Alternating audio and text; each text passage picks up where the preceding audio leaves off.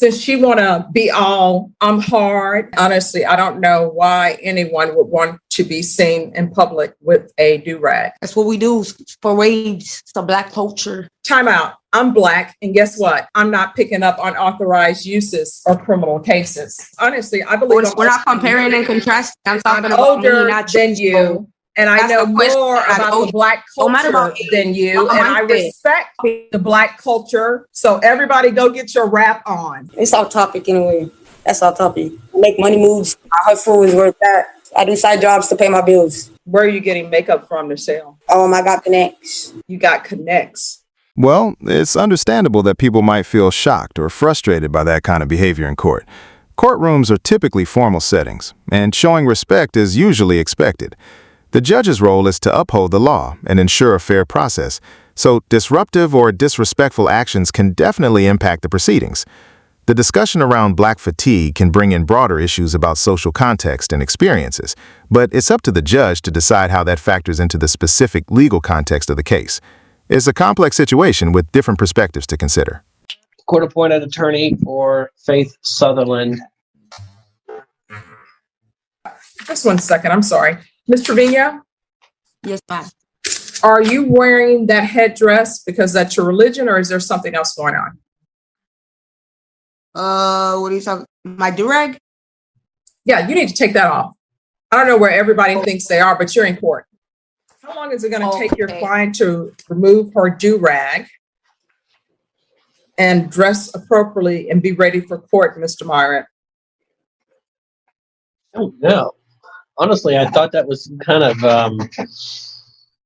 native scarf or something on her head, but maybe it wasn't. All right. I thought it was okay for me to wear it because I was in court. I was in my house. Oh, no one told me that I had to dress properly in my house, so I wasn't aware of that. Sorry, that's my fault. No, you're in a courtroom. And honestly, I don't know why anyone would want to be seen in public with a do-rag. That's what we do. Parades, it's a Black culture. Excuse me, time out. I'm Black, and guess what? I'm not wearing a do-rag on the screen because I'm in a courtroom. Not only am I not wearing a do-rag, I'm not picking up unauthorized uses or criminal cases. So please, don't try to tell me what's happening with the Black culture, because honestly, I believe we're not comparing and contrasting. I'm talking about older me, not than you. And I know more about the Black culture than you. And I respect the Black culture by remembering that my ancestors were slaves, and I'm not going out picking up criminal cases. So this is what we're going to do with yours, Mr. Myra. Since she want to be all, I'm hard, she can be in court. So this is being recalled tomorrow, and she'll be in court. Thank you. Look, we'll see you in court tomorrow at 1:30. It's the 187 District Court, 4th floor, 300 De La Rosa. And know that you're not allowed to wear a do-rag in court. And no, do-rags are not Black culture. Do-rags have been invented recently. So everybody go get your rap on. See you at 1:30, Mr. Myrick. Regardless of what she believes to be Black culture, do not allow her in the courtroom with a do-rag on. Yes, Judge. And if she's not dressed appropriately for court, then we will send her home so she can become dressed appropriately. Yes, ma'am. Now I'm going to have to start giving history lessons, Brenna. Young people. Trevino, is she dressed appropriately, court, without a do-rag on her head? Yes, ma'am.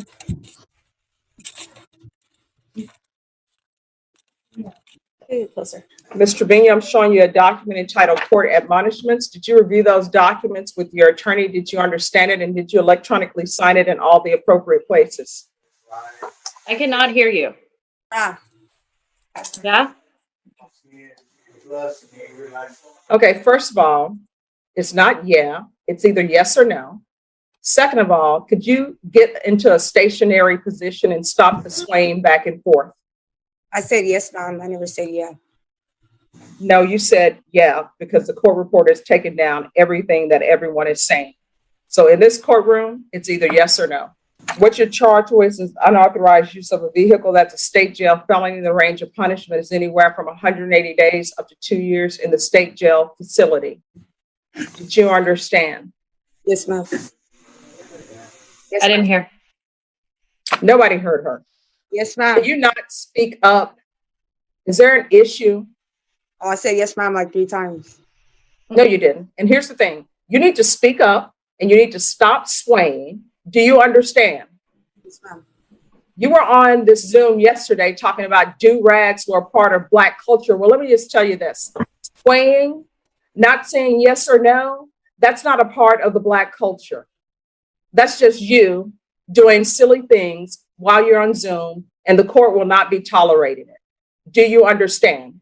Yes, ma'am. It sounds like a really frustrating situation in the courtroom. You're right. Respect for the judge and the legal process is crucial, even when someone feels like they're being treated unfairly. Showing defiance in court can often lead to more serious consequences. It's important to remember that the judge's decisions are based on the evidence and the law, and maintaining decorum can sometimes influence the outcome in a positive way. Hopefully, the situation can be resolved in a way that acknowledges the seriousness of the charges, while also considering all the factors involved. Did you understand if the court were to grant your application for deferred adjudication, if for any reason your deferred adjudication were revoked, the court could sentence you up to 2 years in the state jail facility and up to a $10,000 fine? Yes, ma'am. Next, I'm going to show you what's entitled plea bargain page. Did you review that page with your attorney? Did you understand it? Yes, ma'am. According to the plea bargain agreement, the state is requesting a $1,000 fine, recommending deferred adjudication. There's to be no contact with Shakira Baker, Shukria, or Shukia. Did you understand that to be the plea bargain agreement? Yes, ma'am. Next, I'm showing you outside the plea bargain agreement, the state is requesting that your deferred adjudication be for a term of 2 years. There'll be a TAP evaluation, 120 hours community service, restitution, and CATS 1 and 2. Did you understand those are recommendations from the state, and the court does not have to follow those recommendations? Yes, ma'am. Then to the offenses charged, how do you plead? Guilty, not guilty, or no contest? No contest. Are we proceeding with sentencing? No objection to that. We hope so. Yeah. Anything you wish to say on behalf of your client? Well, in the fact that she's really on her own and she's doing her best. I think she just has to be careful of the company she keeps. But she doesn't have, to my knowledge, alcohol or drug issues at this time. Perhaps a little bit of some mentoring would be helpful for her in obtaining stable employment. Ms. Trevina, how old are you? I'm 18. If you're drug tested today and know you're going to be drug tested today, what are the results going to be? Positive. For what? Marijuana. And what else? That's it. Who are you living with? Myself. How far did you go in school? I dropped out 9th grade. Why? Because I just was going through things and I wanted to make my money. All right. So dropping out of school, I think we can put a checkbox by that's not a part of the Black culture. I'm going back, so. Well, going back and going back are two different things. You're not going back. You're not there. I am there. I got my computer. I already went back. I go to CAN. What did she just say? I have no idea. It's off topic anyway. That's off topic. Okay, see, I think this is what you don't understand. As a condition of your deferred adjudication, I can have you taken into custody, and then you can get on topic at the Bexar County Jail. Whatever question I ask you is on topic. I go to school, so I answered your question. What did she just say? She will not open her mouth and speak so that somebody can understand her. Again, that's something that's not a part of the Black culture where we can't understand what each other is saying.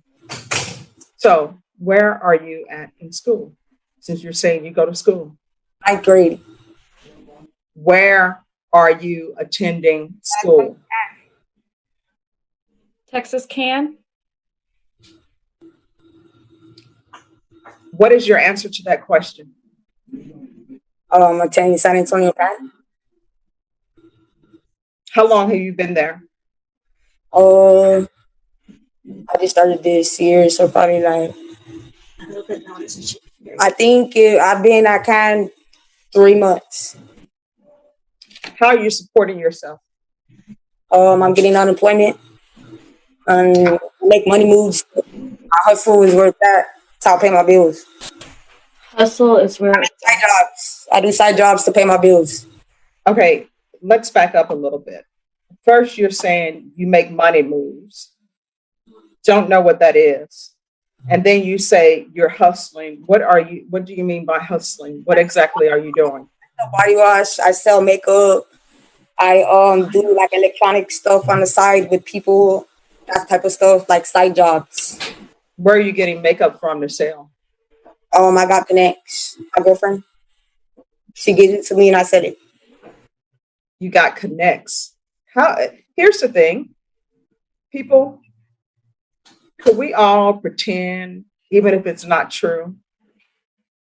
Let's pretend like we have formal education, that we've went to school. And let's stop using slang. Let's start speaking in complete sentences. And every complete sentence must have at least two things, a noun and a verb, at the very least. So let's try doing that and let's be better. You're going to get a job. Get a job, well, because right now I'm getting unemployment. I've been having issues with the unemployment, so that's kind of been an issue. So I'll probably end up back with a physical job like McDonald's, for example. And that's No, I mean, what I'm telling you is you are going to have a job. Oh, yeah. Collecting unemployment means, the very definition of it means you don't have employment because you're unemployed. And the 187, you're on probation, you will have employment. It sounds like she might be misjudging the seriousness of the situation. It's understandable that you'd feel concerned about her approach. In a court setting, it's crucial to demonstrate respect for this legal process and be mindful of how you present yourself. Making casual remarks about illegal activities can definitely leave a negative impression. Hopefully, she'll realize the gravity of her situation and make a more responsible impression moving forward. That's going to be $1,000 fine. No, I'm not probating it. 2 years deferred adjudication. There's to be no contact with Shakira Baker. And who are these people you were with in this vehicle? My friends and my siblings. All right. 2 years deferred adjudication. There's to be no contact with Miss Baker, Abel Ramos, Nathaniel Mejia, Priscilla Salazar, Amber Rocha, Jennifer Rocha, and Sharon Riles. There's to be weekly Zoom reporting, proof of employment within 30 days. And Rebecca, it needs to be a real job where she's getting a real paycheck and paying real taxes. 120 hours community service restitution. Cats 1 and 2. I'm going to want field visits at least 2 times per month at wherever she's staying. And I want it to be random. State of Texas versus Faith Aaron Sutherland Trevino. Can I have parties announced for the record for the state? Joe Ray Garcia. For the defense? Jeff Mulliner for Faith Aaron Sutherland Trevino. And are you Miss Sutherland Trevino? Yes, ma'am. Miss Sutherland Trevino, I'm going to show you what's entitled Motion to Enter Adjudication of Guilt and Revoke Community Supervision. Did you review this document with your attorney? Did you understand it? Yes, ma'am. Are you the same Faith Aaron Sutherland Trevino on deferred adjudication in 2021? CR 0666 for the offense of unauthorized use of a vehicle on March 30th, 2021 for a period of 2 years and extended for 1 year. Is that you? Yes, ma'am. State? Violated condition number 2 on or about the 12th day of November 2021 in Bexar County, Texas. The defendant Faith Aaron Sutherland Trevino did then and there test positive for marijuana in violation of condition number 2. How do you plead to that, true or not true? True. Ms. Sutherland Trevino, did you understand by pleading true to violation of condition number 2, the court could find it true, grant the motion, find you guilty, and sentence you up to 2 years in the state jail facility and up to a $10,000 fine? Did you understand? Yes, ma'am. Knowing that, do you still wish to plead true to violation of condition number 2? Yes, ma'am. Court will find violation of condition number 2 true. Is that an agreement? Yes, Your Honor. We ask that the court adjudicate the defendant, revoke probation, sentence the defendant under 1244 of the Penal Code to a sentence term of 30 days, Bexar County Jail, and if it please the court, this judgment be satisfied. Ms. Sutherland Trevino, are you asking the court to follow that agreement? Yes, ma'am. Are you waiving your right to appeal? Yes, ma'am. All right, the court will follow your agreement. As previously stated, the court is finding violation of condition number 2 true. Court will grant the motion, find you guilty, not grant you community supervision, sentence you to 30 days in the Bexar County Jail under 12.44. Court will find that the judgment is satisfied, showing you what's entitled trial court certification of defendant's rights to appeal. Did you review that document with your attorney? Did you understand it, and did you electronically sign it? Yes, ma'am. Because this is a plea bargaining agreement, because I followed your plea bargaining agreement, and because you waived your right to appeal, you do not have the court's permission to appeal. Do you understand? Yes, ma'am. And because this is a felony conviction, you're not allowed to own or possess any weapons or ammunition. Do you understand? Yes, ma'am, I do. If you have a question over what a weapon or ammunition is, you'll need to speak to an attorney. Do you understand? Yes, ma'am. All right, good luck to you, Ms. Sutherland Trevino. We can go off the record. Ms. Trevino, I saw that that was the second motion to revoke, and you just would not stop using marijuana. You're gonna have to make a decision on what you want to do with your life. If you want to continue to be in and out of jails, the Bexar County Jail and other places, you can choose to live that way. Life is pretty simple. People make life so difficult. If you follow many of the rules, everything will be just fine. You understand? Yes, ma'am. All right, good luck to you. That's a heavy situation. It's tough when people seem to repeat the same mistakes, especially with serious charges like that. It can be really hard to predict someone's future, but hopefully she'll find the motivation to make a change. It sounds like she's facing some significant consequences, so maybe this time will be the turning point. What do you think might help her turn things around?